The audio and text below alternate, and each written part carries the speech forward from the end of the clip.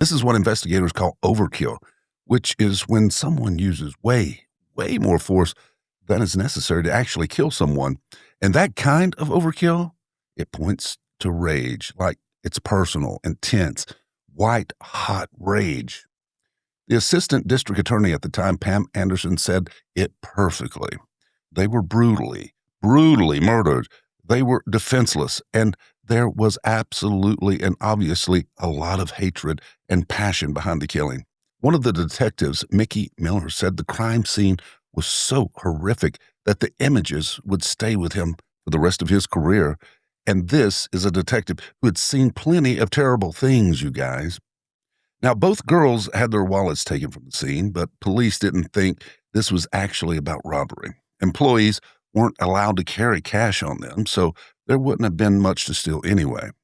Investigators think the killer took the wallets for the IDs inside, maybe to slow down the identification of the bodies, or maybe to terrorize the girls in their final moments by showing them he knew who they were.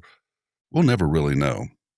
The security tapes, gone, completely ripped out and taken, which tells you that this person, as frenzied and rage filled as they were in that moment, was also thinking strategically.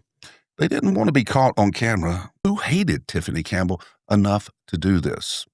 From the very beginning, one name kept coming up over and over again: Patrick Streeter. He was Tiffany's ex boyfriend, and he'd been a star athlete from the same high school. The relationship had ended, and that immediately put him on the police's radar. He was interviewed multiple times in those first few days after the murder, and he was absolutely a person of interest. But there wasn't enough evidence to charge him. He had an alibi, and without a confession or any forensic evidence linking him directly to the scene, he was just one theory among many. But here's the thing.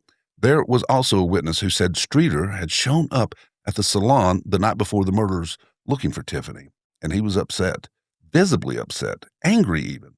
He had apparently stormed out in rage, but at the time, that was just one piece of a very complicated, very messy puzzle.